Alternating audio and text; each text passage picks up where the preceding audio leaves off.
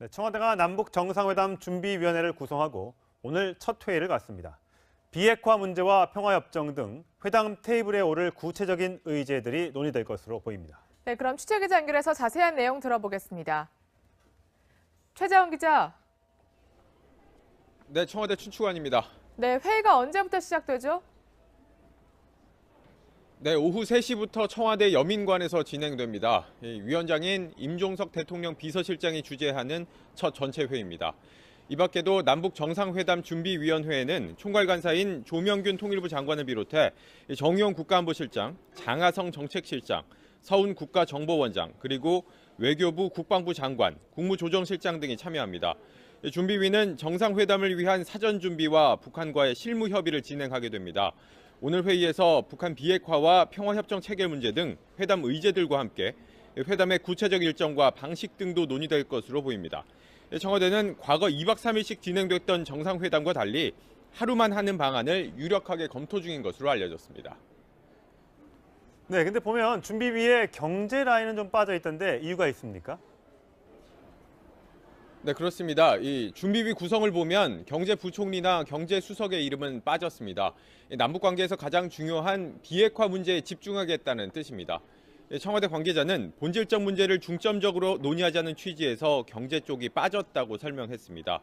비핵화 문제가 해결되면 남북 간의 경제 협력 문제도 자연스럽게 풀린다는 일종의 탑다운 방식으로 대북 협상에 나서겠다는 뜻으로 풀이됩니다. 지금까지 청와대 춘추관에서 전해드렸습니다. 이명박 전 대통령 조사를 마친 검찰은 구속영장 청구 여부를 조만간 결정할 걸로 보입니다. 수사팀 내부는 영장 청구로 가닥을 잡은 모양새입니다. 네, 그럼 취재기자 연결하겠습니다. 성혜란 기자, 이 전 대통령이 21시간 동안 조사해서 혐의를 대부분 부인했는데 한 가지 인정한 부분이 있죠. 어떤 부분입니까? 네, 이 전 대통령은 조사에서 국정원 특수활동비 10만 달러를 받은 혐의만 인정했습니다. 이에 앞서서 이 전 대통령의 측근인 김희중 전 부속실장은 김윤옥 여사에게 국정원 특활비 10만 달러, 하나로 약 1억 원을 건넸다고 진술했는데요. 이 전 대통령은 이 돈을 부인이 아닌 본인이 받았다고 진술한 겁니다. 이 전 대통령은 나머지 특수활동비 수수 혐의는 모두 부인했습니다. 자, 인정한 부분이 있기 때문에 이제 구속영장 청구 여부에 관심인데 언제쯤 청구할 것으로 예상됩니까? 네, 문무일 검찰총장은 수사팀의 조사 내용을 보고받고 이 전 대통령에 대한 구속영장 청구 여부를 고심 중에 있습니다. 이 과정에서 대검 참모진의 의견도 청취하고 있는 것으로 전해졌는데요. 오늘 출근길에서 문무일 검찰총장은 충실히 살펴본 뒤 결정하겠다는 원론적인 입장만 밝혔습니다. 이번 주말 문 총장은 이 전 대통령에 대한 신병 처리 방향을 최종 결정할 것으로 보이는데요. 그러니까 이르면 모레, 늦어도 다음 주 초까지는 이 전 대통령에 대한 구속영장 청구 여부가 결정된다는 의미입니다. 지금까지 서울중앙지검에서 전해드렸습니다. 존경하는 국민 여러분, 경제 살리기가 무엇보다도 시급합니다. 우리나라가 온 세계가 칭송하듯이 짧은 시간 내에 발전한 나라입니다. 민주주의도 이루었고 경제 번영도 이루었습니다. 무엇보다도 민생 경제가 어렵다.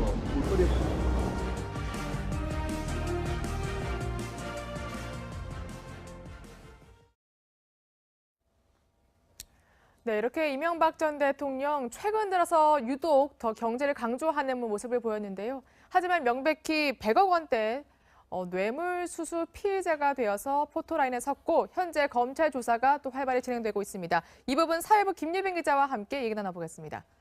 안녕하세요. 네, 김 기자, 오늘 일단 이명박 전 대통령에 대한 수사 상황을 조목조목 살펴볼 키워드를 준비했잖아요. 첫 번째 키워드는 뭔가요?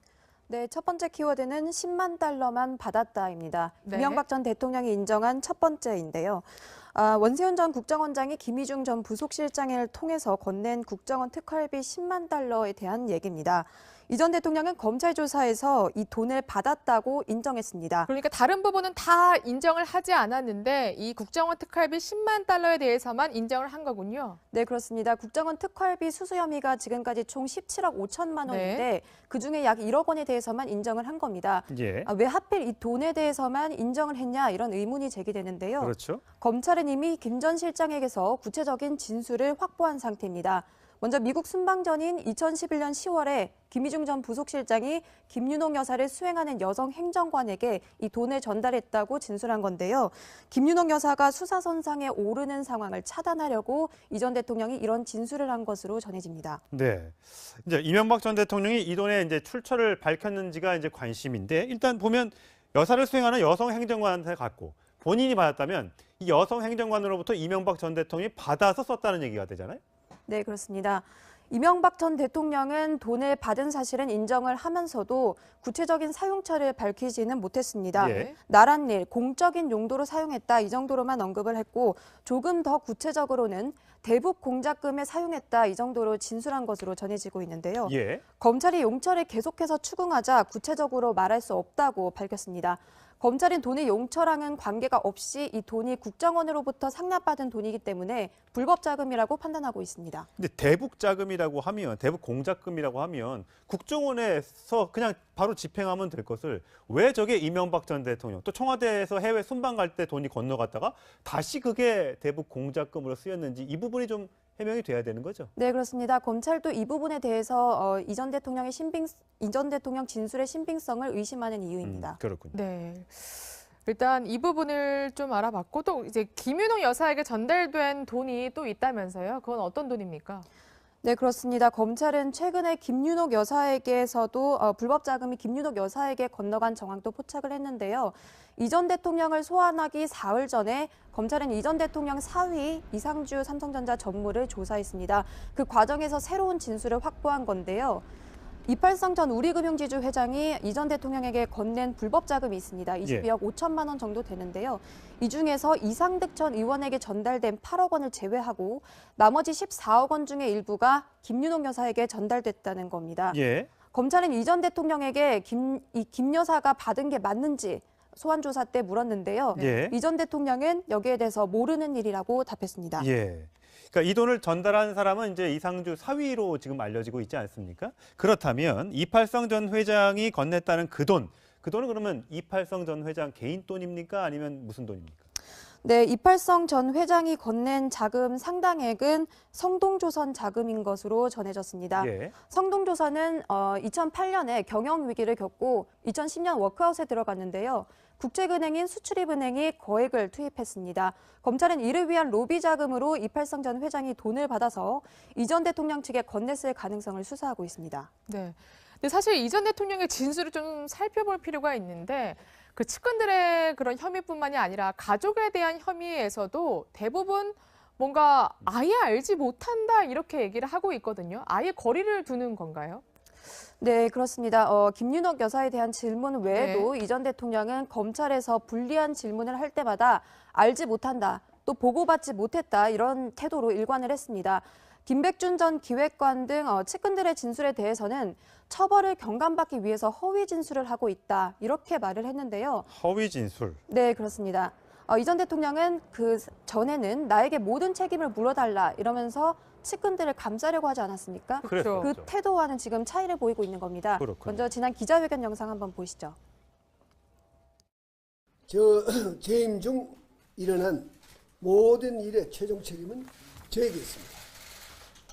더 이상 국가를 위해 헌신한 공직자들을 짜 맞추기식 수사로 괴롭힐 것이 아니라 나에게 물어달라 하는 것이 저의 오늘의 입장입니다. 그렇게 나에게 책임을 물어달라고 했는데 정작 검찰 조사에 가서는 나는 다 모른다 이렇게 얘기했으니까 결국은 뭐 증거를 가져와 봐라 이런 자신감의 표현이라고도 볼 수 있을까요? 그렇다기보다는 이제 검찰 수사가 진행되면서 불리한 정황들이 계속해서 나오고 있자 측근들의 책임으로 전부 책임을 떠넘기는 모양새를 보이고 있는 겁니다. 예. 자, 김 기자. 이번에 두 번째 키워드 소개해 주시죠.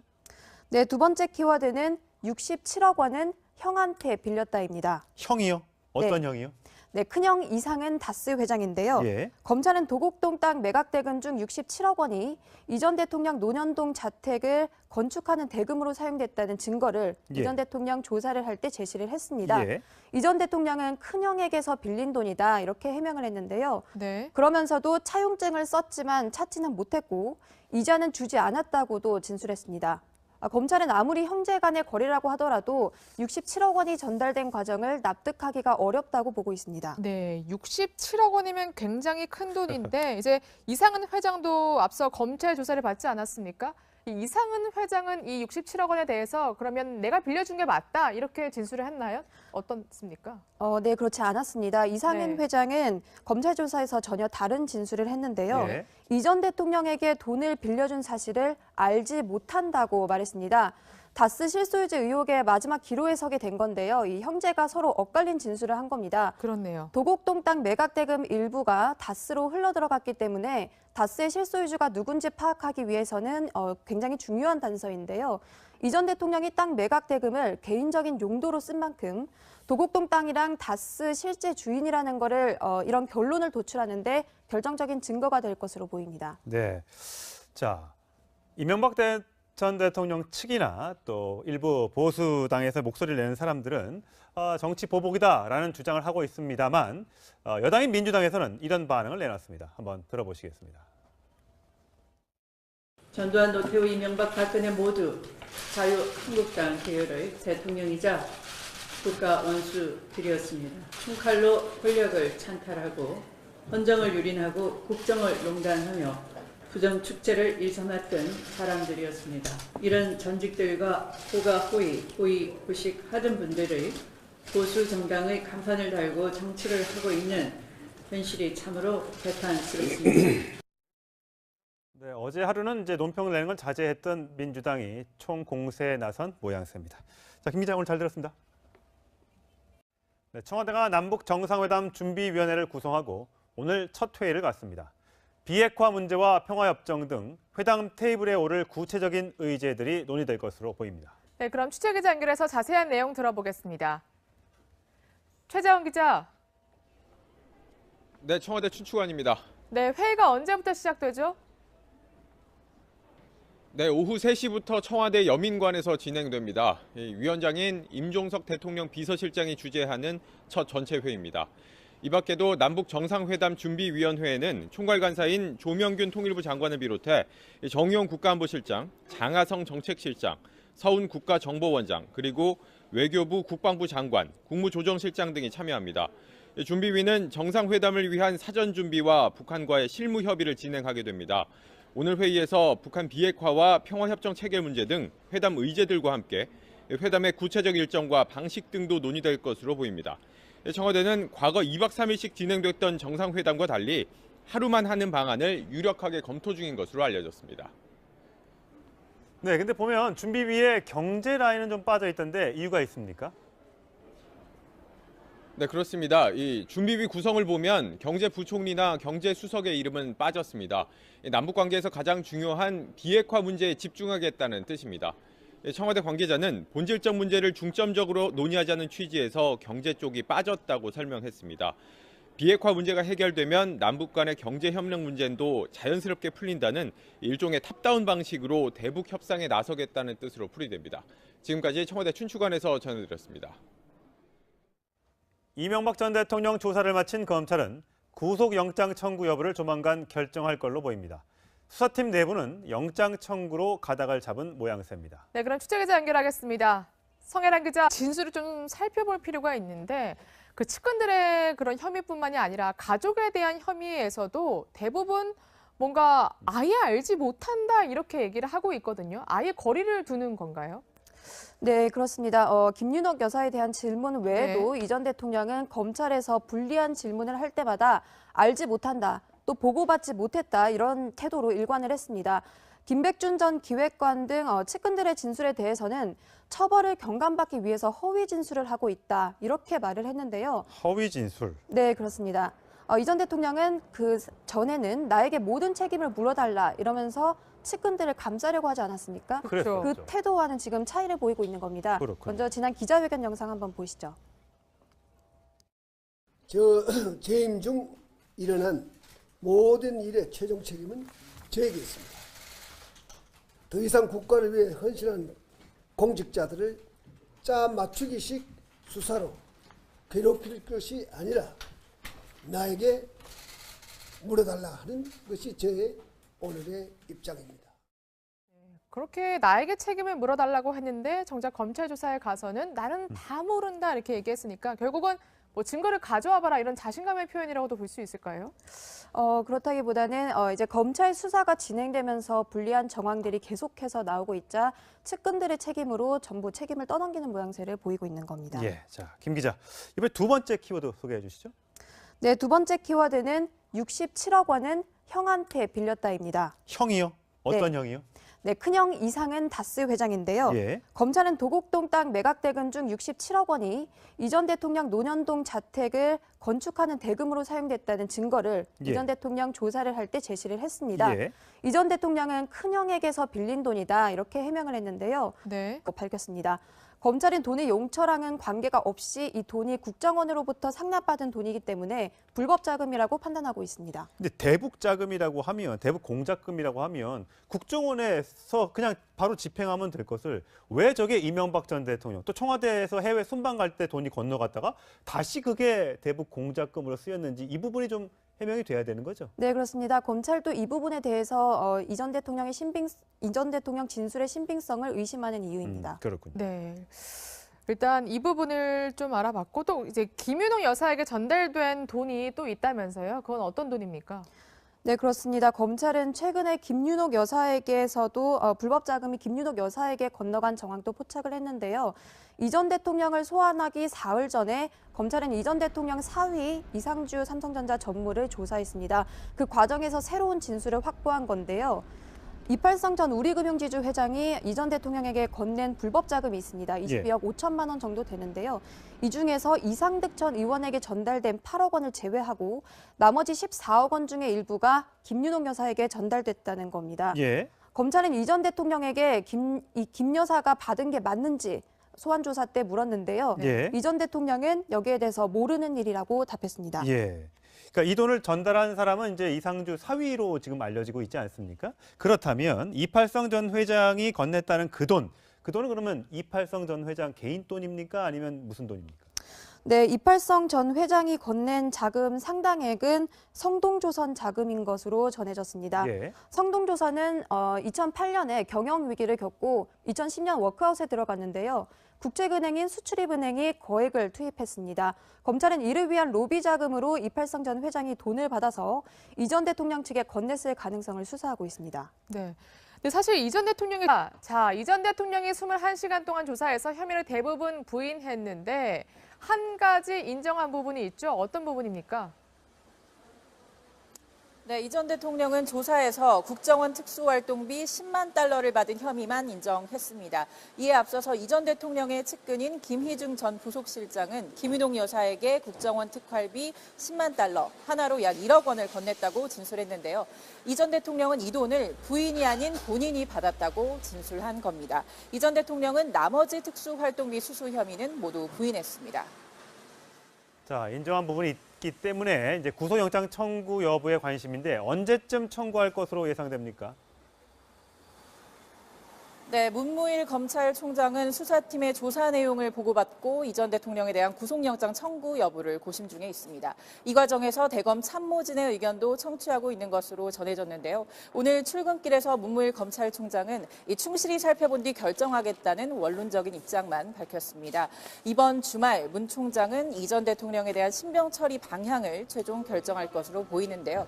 그러니까 이르면 모레, 늦어도 다음 주 초까지는 이 전 대통령에 대한 구속영장 청구 여부가 결정된다는 의미입니다. 지금까지 서울중앙지검에서 전해드렸습니다. 존경하는 국민 여러분, 경제 살리기가 무엇보다도 시급합니다. 우리나라가 온 세계가 칭송하듯이 짧은 시간 내에 발전한 나라입니다. 민주주의도 이루었고 경제 번영도 이루었습니다. 무엇보다도 민생 경제가 어렵습니다.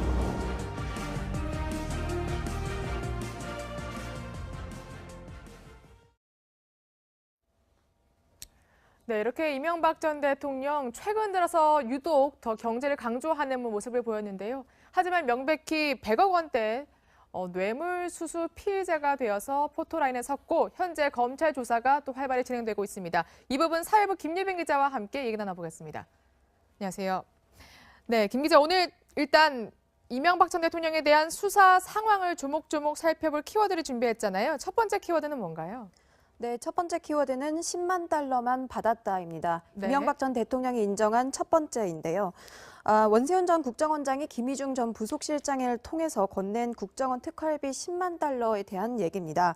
이 전 대통령은 검찰 조사에서 이 돈을 받았다고 인정했습니다. 그러니까 다른 부분은 다 인정을 하지 않았는데 이 국정원 특활비 10만 달러에 대해서만 인정을 한 거군요. 네, 그렇습니다. 국정원 특활비 수수 혐의가 지금까지 총 17억 5천만 원인데 네. 그중에 약 1억 원에 대해서만 인정을 한 겁니다. 예. 왜 하필 이 돈에 대해서만 인정을 했냐 이런 의문이 제기되는데요. 그렇죠. 검찰은 이미 김 전 실장에게서 구체적인 진술을 확보한 상태입니다.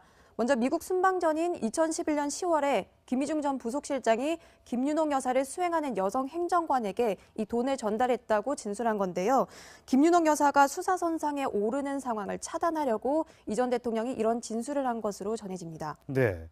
이제 이명박 전 대통령이 이 돈의 이제 출처를 밝혔는지가 이제 관심인데 일단 보면 여사를 수행하는 여성 행정관한테 갔고 본인이 받았다면 이 여성 행정관으로부터 이명박 전 대통령이 받아서 썼다는 얘기가 되잖아요. 네, 그렇습니다. 이명박 전 대통령은 돈을 받은 사실은 인정을 하면서도 구체적인 사용처를 밝히지는 못했습니다. 예. 나란 일, 공적인 용도로 사용했다 이 정도로만 언급을 했고 조금 더 구체적으로는 대북 공작금에 사용했다 이 정도로 진술한 것으로 전해지고 있는데요. 예. 검찰이 용처를 계속해서 추궁하자 구체적으로 말할 수 없다고